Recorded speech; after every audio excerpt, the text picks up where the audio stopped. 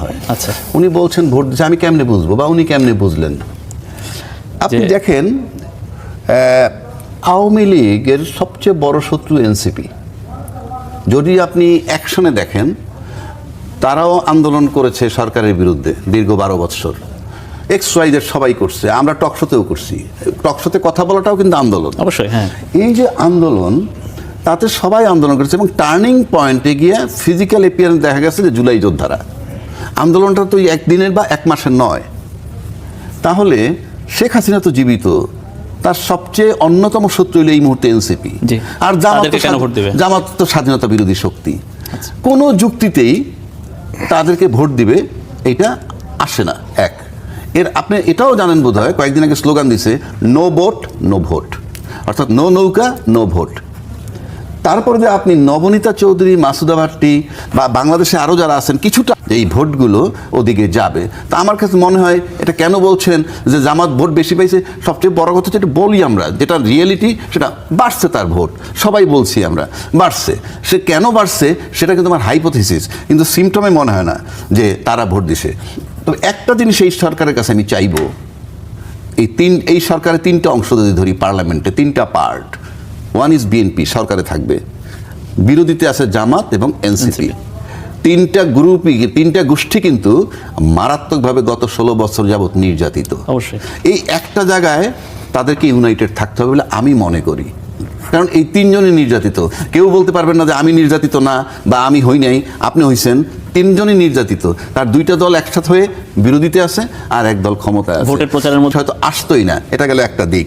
দ্বিতীয় কথা, আরেকটা মারাত্মক ব্যাপার উনি করেছেন, সেটা হলো আলটিমেটলি যেহেতু গণভোটটাকে সবাই স্বাক্ষর করে সমর্থন করছে, উনি কিন্তু গণভোটের পক্ষে হাতে ভোট দিতে বলেছেন। এখন হাতে যখন ভোট দিতে বলেছেন, ওনার ভূমিধস বিজয়ের সাথে, আমি কাল্পনিক কোনো কথা বলবো না, ওনার ভূমিধস বিজয়ের সাথে গণভোটের দিকে যদি আমি তাকাই, হাতে পড়েছে 4,85,00,000 আর নাতে পড়েছে 2,25,00,000 বা সামথিং এরকম। তাহলে ওনার যে বক্তব্য যে হাতে ভোট দিবেন, সেইটার আমি মনে করি ঢেউটা ওখানে পড়েছে। তা সেই ঢেউ যদি ওখানে পড়ে থাকে, তো ন্যাচারালি গণভোটের সাথে সংস্কারের সম্পর্ক আছে বা একটা সংশোধিত সংবিধানের ব্যাপার আছে। তো আজকে যেহেতু ওনার কথার ভিত্তিতে মানুষ স্বতঃস্ফূর্তভাবে গণভোটে হাতে জয়যুক্ত করেছে বিপুলভাবে, সুতরাং উনি গণভোটের আদলে আর গণভোটের আলোকে যত দ্রুত সম্ভব সংবিধানটাকে সংস্কার করে আমরা একটা সুন্দর জায়গায় যাব, সেই প্রত্যাশাটা আমি তার কাছে রাখছি। এক্সটার্নালি না বলেন, ইন্টারনালি তো বলবেন যে এগুলো ঠিক হচ্ছে না, জনগণের ক্ষোভ হচ্ছে, কথার কথা বলছি। সেটা আপনার তুখর হইলে হবে না। আপনার দলীয় সিদ্ধান্ত যদি জনগণের বাইরে যায়, জনগণের বিরুদ্ধে যায়, সেখানে আপনাকে রুখে দাঁড়াতে হবে। এই মানসিকতা আমার থাকতে হবে। তা কয়েকটা কথা বলি, ওই যে আকবর সাহেব বললেন, আমি ওনার সাথে কতগুলো বিষয়ে একমত পোষণ করছি। যেমন ধরুন, আমরা এই অন্তর্বর্তীকালীন সরকার যখন ক্ষমতা নিলেন, আমাদের প্রত্যাশা যাই থাকুক না কেন, তার তো কোনো রাজনৈতিক ফোর্স ছিল না। তারপরে প্রশাসন বা রাজনীতি দল কী করছে না করছে সেই আলাপে আমি এখন আর যাচ্ছি না। কিন্তু উনি 18 মার্চ যে কী করলেন, সেই খতিয়ানে দেশের ক্ষতি কতখানি করছেন, ভালো কতখানি করছেন, সেটা কিন্তু নেক্সট গভর্নমেন্টে যাবে। হ্যাঁ, মানে আউটগোয়িং ইউনুস, ইনকামিং তারেক রহমান সাহেব। তো তারেক রহমান সাহেব যখন টেক ওভার করবেন, আমরা হয়তো তখন জানতে পারবো এই 18 মাস উনি কী করেছেন, সেটা একটা খতিয়ান আমরা পাবো। কিন্তু বাহ্যিকভাবে আমরা যেটা দেখেছি, উনি চূড়ান্ত পর্যায়ে শুরুতে যখন আসছেন, যেটা উনি বলে গেছেন যে আমি অল্প সংস্কারে এতক্ষণ থাকবো, বেশি সংস্কারে জুন পর্যন্ত থাকবো। ফাইনালি যখন ফেব্রুয়ারিতে উনি নির্বাচন দিয়েছেন, ডিটারমিনেশন, কোনো চেঞ্জ হয় নাই তার কথায়। 1 2, উনি যে প্রতিশ্রুত নির্বাচন যেটা বলেছিলেন, একটা সুন্দর নির্বাচন দিয়ে যাবেন, এবং সুন্দর নির্বাচন কিন্তু হয়েছে। অর্থাৎ কেউ ইঞ্জিনিয়ারিং কথা বলে, সেটা আরেকটা বিতর্ক, আমি সেখানে যাচ্ছি না। আমি বাহ্যিকভাবে মানুষ ভোট দিছে, ভোট দেখছি, কোথাও কোনো বিশৃঙ্খলা হয় নাই, আর যা টুকটাক হয়েছে এটা সবসময় হয়। কিন্তু ভোটের পরবর্তী দিন কিন্তু আমরা অনেক বিচ্ছিন্ন ঘটনার খবর পেয়েছি।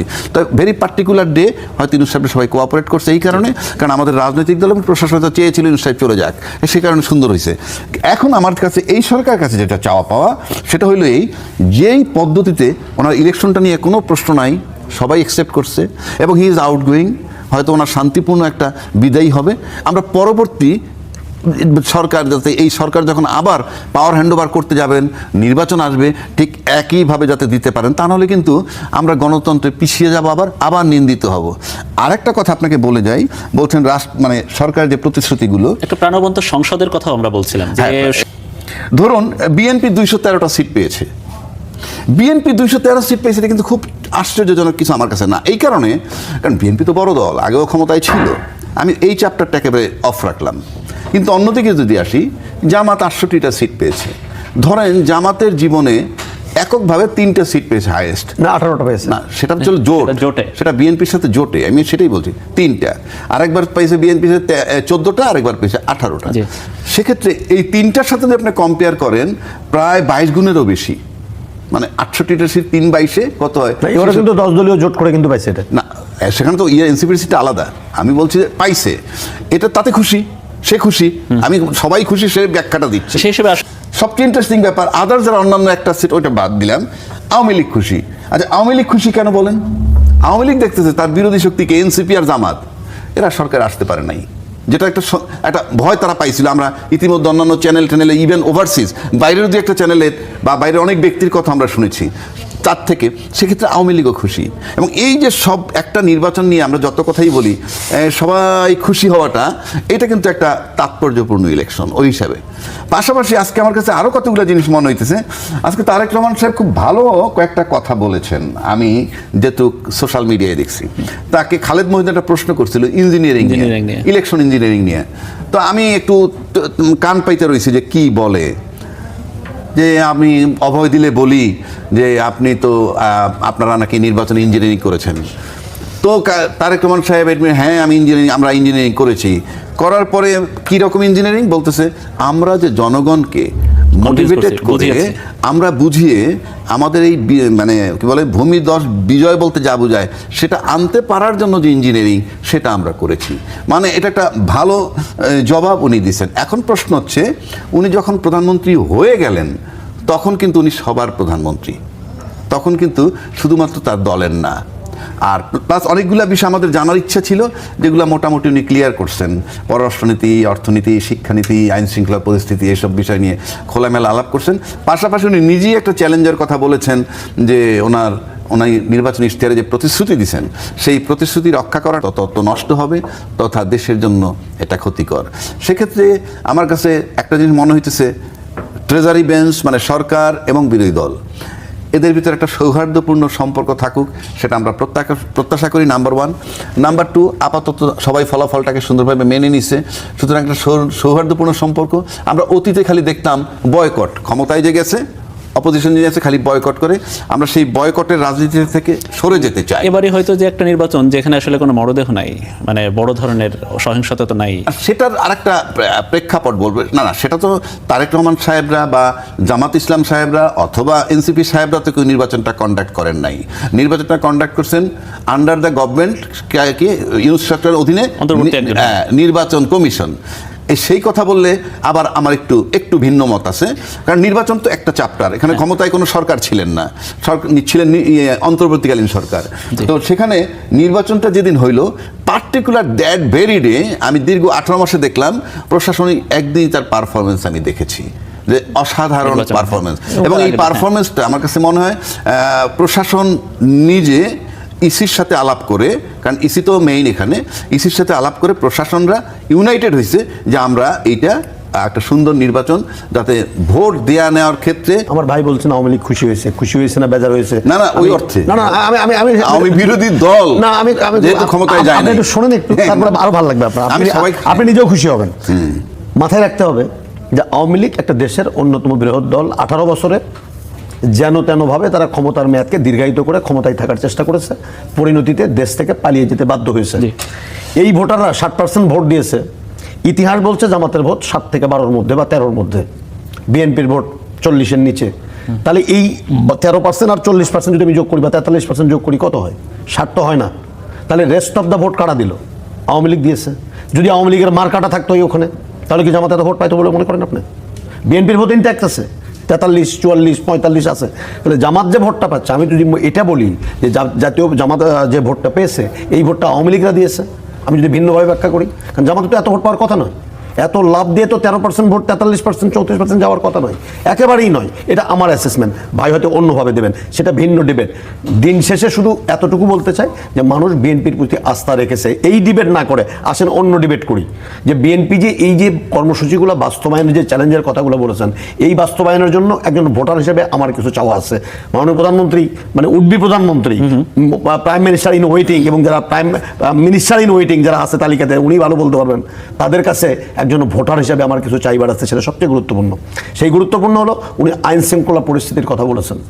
এই আইন শৃঙ্খলা সামনে রোজা আছে, এই রোজা মুসলমানদের জন্য সবচেয়ে বড় একটি ধর্মীয় উৎসব। এই রোজা মানুষ খুব শান্তিপূর্ণভাবে করতে চায়। এই রোজা কোনোভাবেই ব্যবসায়ী সিন্ডিকেটের দ্বারা গত 18 বছর নিষ্পেষিত হয়েছেন আপনি, আমি, রাজ্জাকি ভাই, সেটি আমরা হতে চাই না। এটা চ্যালেঞ্জ। এবং এই রমজান কেন্দ্রিক যে পণ্য পরিবহন হয়, এই পরিবহনের ঘাটে ঘাটে চাঁদাবাজি হয়। যে চাঁদাবাজির অভিযোগে অপপ্রচার বলেন, প্রচার বলেন, অভিযোগ বলেন, সব কিছু মিলিয়ে বিএনপির নেতাকে বা যিনি প্রধানমন্ত্রী হচ্ছেন তাকে একটা বড় ধরনের হ্যাসেলের ভেতর দিয়ে যেতে হয়েছে। এই চাঁদাবাজি মুক্ত ঈদ, চাঁদাবাজি মুক্ত রোজা, এটা মানুষ চায়। দেখেন, নারীর ক্ষমতায়ন, কোথাও যাওয়ার দরকার নাই। সরকারি দল, এটা কি রাজ্জাকি ভাই আইডেন্টিফাই করতে পেরেছেন? জাতীয় পার্টি বিরোধী দল পতাকা নিয়ে ঘুরে বেড়ায়, এরশাদ সাহেব পতাকা নিয়ে ঘুরে বেড়ায়। আমরা এবার একটা শক্তিশালী বিরোধী দল দেখতে চাই। বিরোধী দলটা, তার ভূমিকাটা কি? তারা ছায়া পার্লামেন্ট গঠন করবে, ছায়া মন্ত্রী পরিষদ গঠন করবে, এবং তারা সেই মন্ত্রণালয়ের প্রত্যেকটি ভুলভ্রান্তি তারেক রহমান বলেছেন গঠনমূলক আলোচনার জায়গায়। এবং তারেক রহমান তো জানেন, জামাত ইসলাম জানেন যে কেন সংসদ অকার্যকর করা হয়, কেন অতীতে সংসদ থেকে বিএনপি এবং জামাত জোটকে বের হতে যেতে হয়েছে। অতএব যেহেতু জানেন, সেই ঘটনার পুনরাবৃত্তি যেন না ঘটে, এবং জামাতও যেন না ঘটায়, বিএনপিও যেন না ঘটায়, তাহলেই তো পার্লামেন্ট ইফেক্টিভভাবে কার্যকরী হবে। এবং যে যে সংস্কারের মধ্য যে প্রতিশ্রুতি আছে, ডেপুটি স্পিকার বিরোধী দলের হবে, আমি তো মনে করি এটি অবশ্যই হওয়া উচিত ডেপুটি স্পিকার। এবং পার্লামেন্টারি ডেমোক্রেসির সবচেয়ে বড় বড় অর্গানগুলো হলো যে মিনিস্ট্রিয়াল যে committee, parliamentary committee, standing committee, সেই স্ট্যান্ডিং কমিটির সভাপতিকে বিরোধী দল থেকে দেওয়া উচিত। আরেকটি যুক্তিযুক্ত হবে এই কারণে যে 6 জন 24-এর যোদ্ধা সেখানে আছে, তাদের কাছ থেকে জাতি প্রত্যাশা করে আগামী দিনের গঠনমূলক পার্লামেন্টারিয়ান। আমি অনুরোধ করতে চাই, এই নির্বাচন কেন্দ্র করে যে ভাষা প্রয়োগ আপনারা করেছেন, ভোট কেন্দ্রে যে আমরা লজ্জিত হয়েছি, অপমানিত হয়েছি, এই পার্লামেন্টারি ডেমোক্রেসিতে আমরা ডিবেটার চাই সঞ্জীব সেনগুপ্তের মতো, আমরা পার্লামেন্টারিয়ান চাই বরেণ্য যে সমস্ত পার্লামেন্ট, তোফায়েল আহমেদের মতো পার্লামেন্টারিয়ান চাই, আমরা আরও যে সমস্ত পার্লামেন্টারিয়ান ছিলেন তাদের মতো পার্লামেন্টারিয়ান চাই। কোনোভাবেই আমরা হাসান মাহমুদের মতো পার্লামেন্টারিয়ান চাই না, কোনোভাবেই এই যে শামীম ওসমানের মতো পার্লামেন্টারিয়ান চাই না। আমরা জাতি প্রত্যাশা করে 24-এর রক্তস্নাত অভ্যুত্থান বা বিপ্লবের মধ্য দিয়ে যারা জাতীয় সংসদে গেছেন, অন্তত দয়া করে তারা শিখবেন, তারা আমাদেরকে মার্জিত রুচিশীল ভাষা শিখাবেন, ভালো কিছু দেখবেন। এটা আমরা খুব বেশিভাবে প্রত্যাশা করি। আবু হানা রাজ্জাকি একটা বিষয়ে উনিও বলছিলেন, এবং সামনের দিনে সত্যিগুলো সেরকম যদি হয়, এবং এখন পর্যন্ত এই 2 দিনে আসলে তো আগামী 5 বছরের মনোভাব বোঝা যাবে না হয়তো, তো তারপরেও আসলে এই যে ইতিবাচক মনোভাবগুলো, আমরা রাজনীতিতে সৌহার্দ্যের কথা বলছিলাম, সেটা কি আসলে বাস্তবায়ন হবে, নাকি কি মনে হয় আগের মতোই সব চলবে? ধন্যবাদ আপনাকে। তার আগে আমার হাসনাত আলী ভাইয়ের একটা কথা, যে মানে আওয়ামী লীগের ভোট জামাতকে দিয়েছে যে বিষয়টা উনি উপস্থাপন করলেন, সেটা এখন তো তার ব্যক্তিগত মন্তব্য বলেছেন, সেটাই তো আমি বলছি।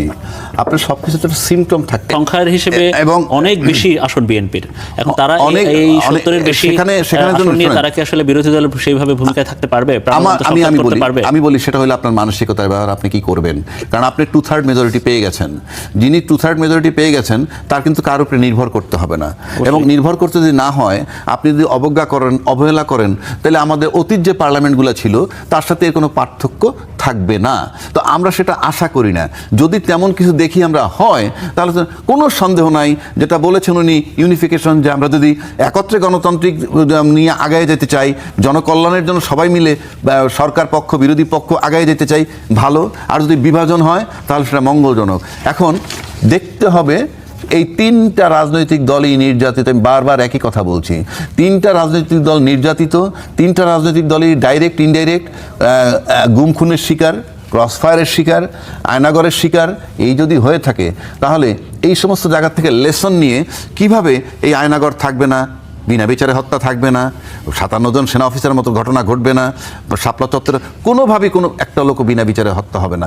এইসব ব্যাপারে যদি ইউনাইটেড থাকে, তারপরে আপনার বহির্বিশ্বের চিন্তা ভাবনা কি, ওটা আমরা দেখতে যাব না, কারণ আমরা পাওয়ারে নাই। ওটা পাওয়ারে যারা থাকে তারা ব্যালেন্স করবে। কিন্তু আমি চাই এই দেশের সাধারণ লোক শান্তিতে থাকবে, রাত্র 1টা 2টায় রাস্তা দিয়ে হাঁটবে, নিরাপদ থাকবে, চাঁদাবাজি চলবে না, দুর্নীতি চলবে না।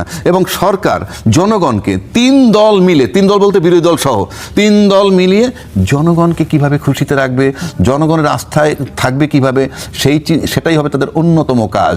আর আপনি যেটা বহির্বিশ্বের সাথে কি করবেন, সেখানে দেশের স্বার্থ, স্বাধীনতা, সার্বভৌমত্ব সবগুলো অক্ষুণ্ণ রাখবেন। এবং এই অক্ষুণ্ণ রাখতে গিয়ে যদি আপনারা কোনো ঝামেলায় পড়েন, চাপে পড়েন, জনগণকে সম্পৃক্ত করবেন। আপনারা নিজেরা করতে যাবেন না, জনগণকে সম্পৃক্ত করবেন, জনগণ রুখে দাঁড়াবে, আপনাদের পাশে জনগণ থাকবে। এটা আমরা প্রত্যাশা করি। অবশ্যই ভালো কথাই শুনলাম আমরা। জনাব হাসনাত আলী, সংখ্যাগরিষ্ঠতায় আমরা দেখেছি বিগত 17 বছর সংখ্যাগরিষ্ঠতার কারণে আওয়ামী লীগ বিপথে, বা এর অভিযোগ আছে আওয়ামী লীগ আসলে তারা বিপথে গেছে।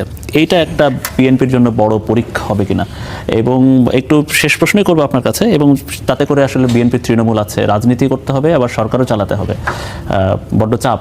দেখেন, আমি আপনাকে একটা কথা বলি, এই যে ভূমিধস বিজয় যেটা বলছি, এটা নিঃসন্দেহে বিএনপির নেতার প্রতি একটা বড় ধরনের চাপ। চাপ কিন্তু আরও আছে। এই যে 18 বছরের আমার ভাই কিছু চাই না এটা বললেন, এটা চাই না কেন? এই সংকটগুলো তো ছিল 18 বছরে, এবং ক্ষতগুলো কিন্তু একেবারে খুব ছোট না, বড় বড় ক্ষত। প্রতিষ্ঠানগুলো ধ্বংস হয়ে গেছে, উনি যে পেশাতে আছেন সেই পেশা ধ্বংস হয়ে গেছে, আমি যে পেশায় এসেছি শিক্ষাঙ্গন সেখানে ধ্বংস হয়ে গেছে। তো এগুলো রিপেয়ার করতে হবে। রিপেয়ার তো একা করা যাবে না। একজন রাষ্ট্রপ্রধান যিনি হতে যাচ্ছেন তিনি সহযোগিতা চেয়েছেন, অতএব আমি ওই যে বললাম জামাত ইসলাম সহযোগিতার হাত বাড়িয়ে দেবেন। যদি সহযোগিতা সরকার না নেয়, তখন তো আমরা আপনার এখানে এসে বলবো তখন যে জামাত ইসলাম সহযোগিতা করছে, আপনি নেননি। ঠিক একইভাবে এটাও বলবো যে বিএনপি যদি সহযোগিতা আজকে যেভাবে চেয়েছে, জামাত যদি ইন্টেনশনালি অসহযোগিতা করে, সেটা নিয়েও আলোচনা করবো আমরা। রাজ্জাকি ভাই করবেন, উনি কিন্তু ছাড়বেন না, বলবেন। কিন্তু আমরা চাই, ওই যে বললেন 24, আমরা চাই যে আপনি যে 18 বছর একসাথে লড়াই করলেন, সংগ্রাম করলেন, আসেন একটা ভালো বাংলাদেশ দিতে চান। আরেকটি কথা আমি আপনাকে বলি, ভোটের হিসাব জামাতের জন্য ধরে রাখা যেরকম চ্যালেঞ্জ এই জনসমর্থন, একইভাবে বিএনপির এই যে 5,000, 3,000, 2,000 ভোটে হারে গেল বা জিতে গেল, এরকম একটা অবস্থা, এটাকে ধরে রেখে সামনে বিএনপি কি করে পরবর্তী 5 বছরের নির্বাচনে যেহেতু সংসদ হবে এবং এই অন্তর্বর্তীকালীন সরকার বা তত্ত্বাবধায়ক সরকার সংবিধানের অংশ হয়ে যাবে, এটি সংসদে বিএনপি এই সংস্কারের আগেই বলেছে। রাজ্জাকি ভাই বলছেন যে তোফায়েলের মধ্যে চান না, আমি ওটা বলিনি, আমি রূপক করতে বলেছি। এম কে আনোয়ার একজন আমলা ছিলেন, তিনি ডিবেটার নয়। আমি চাচ্ছি যে একাডেমিক ডিবেট। সেটা কেন হয়নি? 70 অনুচ্ছেদের জন্য হয়নি। আমার ভাই সেটা বলেননি। এখন তো সেই 70 অনুচ্ছেদ রহিত হয়ে যাবে। তো রহিত হয়ে গেলে না, আপনি পজিটিভ বলুন, রহিত হবে, হবে এবং ইনশাল্লাহ হবে এবং হওয়া উচিত। কারণ এই বাংলাদেশ গত 18 বছর একজন নেত্রীর মুখের দিকে তাকিয়ে থাকতো প্রত্যেকটি প্রশাসন, এবং আমরা কোনোভাবেই চাই না। দেখেন, আমি আরেকটা কথা এখানে বলা ঠিক হবে কিনা, আমি জনাব তারেক রহমানের এলাকার ভোটার, আমি সেই ভোট দিয়েছি, কাকে দিয়েছি সেটা বলছি না, আমি ওনার কাছে ভোটার হিসাবে আবেদন করতে চাই যে গত 18 বছরে যা দেখেছি সেই দৃশ্য দেখতে চাই না। গত 18 বছরে মানুষ যে অত্যাচারিত হয়েছে, সেই অত্যাচারিত কোর্টের বারান্দায় আর কেউ দেখতে চায় না। এবং গত এই যে 18 মাসে বা 17 মাসে যে মিথ্যা মামলা হয়নি এটা আমি বলছি না, অজস্র মামলার আসামি মিথ্যা। আমরা গত 17 বছর মামলা নিয়ে পালিয়ে বেড়াইছি, মিথ্যা মামলা নিয়ে। এখনো অনেক মানুষ মিথ্যা মামলায় আছে। আমি অনুরোধ করব যে একটা স্পেশাল কমিশন করে অপরাধীর শাস্তি হোক, অবশ্যই শাস্তি হতে হবে। কিন্তু নিরপরাধ মানুষ যদি কেউ আসামি হয়ে থাকে, তাহলে তাদেরকেও সেখান থেকে পরিত্রাণ দিয়ে একটি শান্তির বাংলাদেশ তৈরি করার যে আহ্বান উনি জানিয়েছেন, সেই আহ্বানে উনি কাজ করবেন। সেটা হোক জামাত ইসলাম, হোক বিএনপি, হোক বা অন্য কোনো সাধারণ মানুষ। সরকারি কর্মকর্তারা পর্যন্ত আসামি হয়েছেন, আমি জানি না, সেখান থেকে কিন্তু পরিত্রাণ দেবেন। আমি আইনজীবী হিসাবে আমি কোর্ট অঙ্গনে কাজ করি। আমি বিগত 16-17 বছর ইভেন 24 আন্দোলনের পরেও দেখেছি অনেক মামলা হয়েছে বেনামি নামে, নানানভাবে। আমি এইখান থেকে একটা আবেদন সংশ্লিষ্ট কর্তৃপক্ষ, বিচার বিভাগ বলেন, আইন বিভাগ বলেন, তারেক রহমান সাহেব বলেন, সব একটা কথাই বলবো, একদম প্রাথমিকভাবে যাদের কোনো এফআইআর এর নাম নাই, যাদের বিরুদ্ধে কোনো পুলিশ রিপোর্ট হয় নাই কিন্তু আটক আছে, ইমিডিয়েটলি যাতে কোর্টে আবেদন করলে তারা জামিন পেয়ে যায়। এটা আমার দাবি। এটা সুশাসন না।